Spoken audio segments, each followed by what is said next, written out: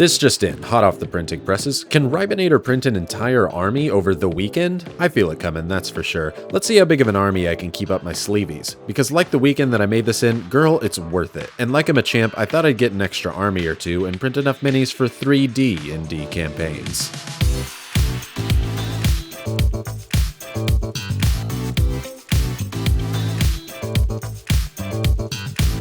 This is a departure from my normal style videos. Normally I do how-tos, not challenges, but this one is going to be a bit of a challenge video. MyMiniFactory reached out to me and said, hey, we have a bundle that we'd like to promote and you're a fun YouTuber, we'd like to work with you.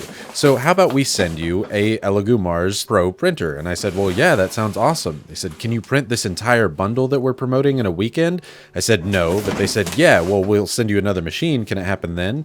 Or what if we send you 3 Elegoo Mars Pro printers? Can you get it all done in a weekend then? And I was like, well, heck yes. So they sent me 2 liters of Elegoo Mars resin, and then AmeraLabs said they would help and send 3 liters of their amazing resin. So I got a bunch of alcohol so that we can get started on this and see if we can complete printing over 100 minis in a single weekend. That was the original challenge. Could I do 100 minis in a 72-hour period from Friday to Sunday? So I said, yeah, let's get cracking on this thing and open up the printers. So in terms of differences between the Elegoo Mars and the Pro, there's not a huge amount of differences. One of them is that it comes with a D20 in it, which is green because the MyMiniFactory version of the Elegoo Mars Pro printer is green, and which is kind of cool. If collector's editions matter to you, this is their version of a collector's edition of a Mars printer. Now it comes with this rubber gasket, which I'll talk about in a minute, but one thing, it also has the USB on the front of the printer, which doesn't make that big of a difference if you only have one, but because I have 4, I did like this. It was easier to get to them. This little rubber gasket that goes on the cover here is to help keep air from coming out so that all of the resin fumes have to go through this charcoal filter, which is on the Pro, which is not normally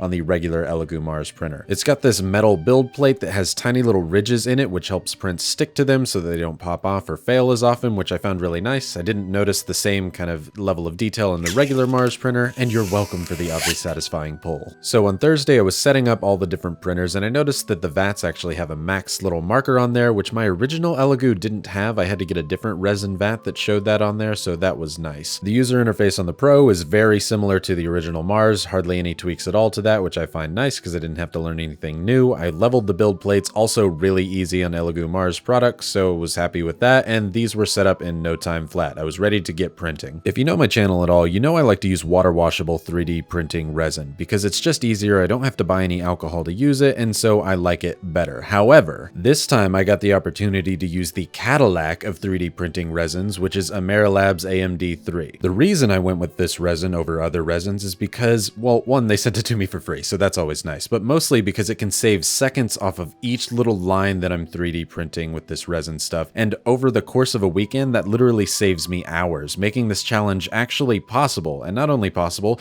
I knock it out of the park, but that's something to get to later. So thank you, Andreas from AmeraLabs, for letting me use this product and actually making this challenge possible for me to do. AmeraLabs also has a test print that I can do to help dial in my printers. That way I know that my prints aren't going to fail nearly as often, so I run that until I can dial in all 4 of my different printers at a certain speed to where I can get incredibly tiny detail and hopefully get a reduced amount of fails on my prints, because the more fails I get, the less likely it's going to be that I'm going to complete this challenge. So after dialing them in, you can say I save about 15 minutes over the course of every hour and a half with my Pro printers compared to my Mars. They just work a little bit better. As far as curing or post-printing these things and how I'm going to clean them all up, I got this container with the lid on it that I am going to fill with 99.9% isopropyl alcohol. There's nothing about this brand that I particularly prefer. I could just get more of it in bulk for cheaper than others. The Pros come with a metal scraper, which I think is really, really nice. It makes getting these things off of here a lot easier. And after they're done printing, I'm going to swirl them in our little alcohol bath for a little bit to get all the excess resin off. You can see there's supposed to be up to 5 rows of those tiny little pin columns there for an ideal print, and a lot of open little holes here. So I had to do some adjusting on my original print, and I will show you my final print settings when I get to that here in just a little bit. After I dump it in alcohol, I also swirl it around in water for just a little bit to get any excess alcohol off. After taking any sprues off, if there are any on the prints, then I can put them in my little DIY UV box that's got a UV powered turntable. It's filled with UV LEDs, that way I can post cure all my prints in there for final final curing, and I don't have to leave them outside. The other essential thing that let me complete this challenge in one weekend was pre-supported minis. If you've ever heard of Yessik and his group, he is amazing. They made all of these supports so that I could just pop these minis right off. I didn't have to do any support cleanups on all of these printed Obsession minis,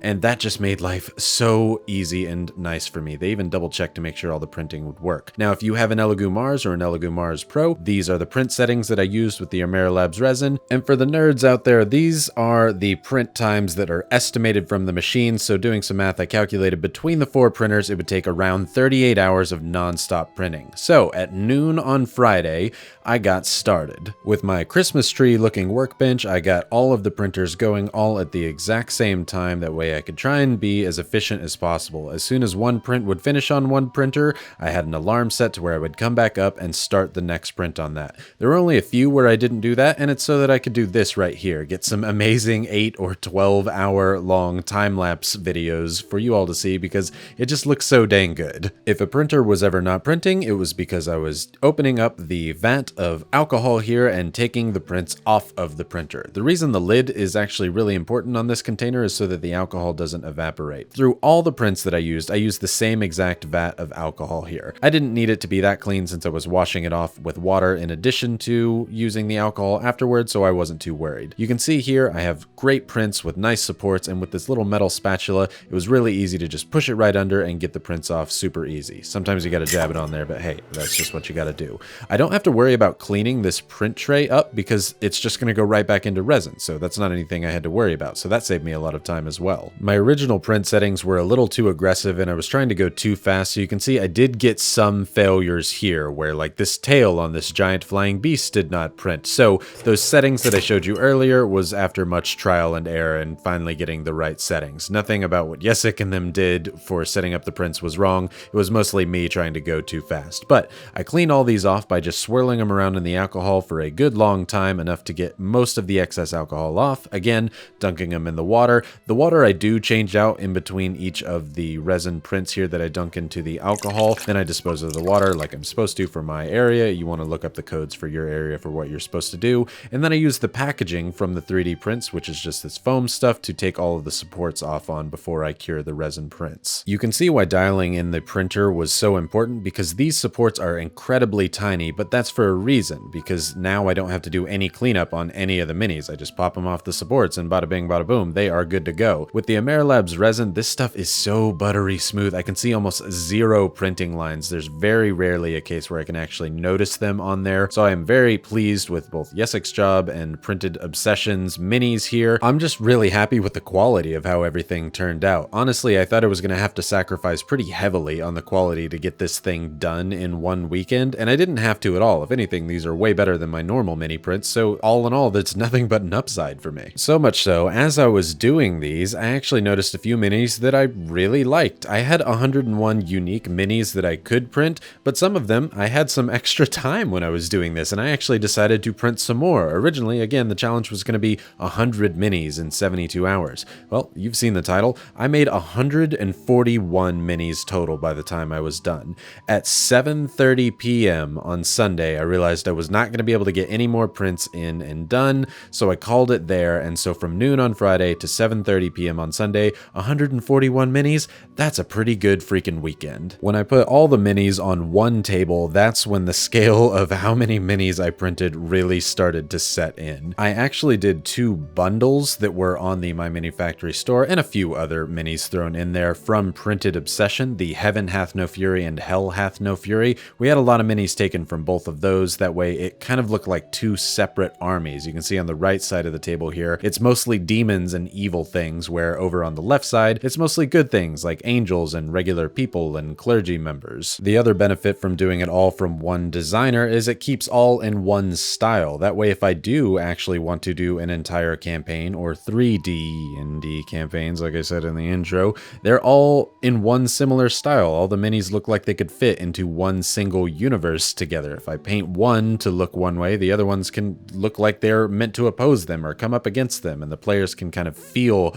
more involved and in the universe that they're actually going to be playing in at the table. The other good thing that I didn't even plan to do but noticed is a lot of these printed minis, a lot of them are female female, and most of the minis I buy, because that's a lot of what's available, are male, so I got to expand my bad bitches roster by having a bunch of printed females added onto here, so I was super excited by that. And one of the prints I did, this one here you can see on screen is the chained lady. I'm not sure what it's actually called for printed obsession. Took 2 whole print trays worth of minis to actually print, so I probably could have gotten 150 minis, which in retrospect would have been better for the clickbait in the title, but you know, 141 is still pretty darn good. And a lot of these minis are just super unique, like the little Red Riding Hood ones that you saw there, a lot of these harpies, a tiny little bird there, and some cool steampunky ones that I did. This isn't an advertisement for printed obsession stuff. I just kind of, you know, gushing about it because I do like it and I think that they are all really cool. If you wanted to try this challenge yourself, I bet you could get 50 minis in a 72-hour period. I almost got to 200 minis with 4 printers, and I did not take anywhere close to the 72 hours. If you did want to try a challenge like this yourself, MyMiniFactory and I wanted to do this video to kind of help show their new promotion on their machine bundles. Not only can you get the machine at a discount, which I'll give you more of here in just a second,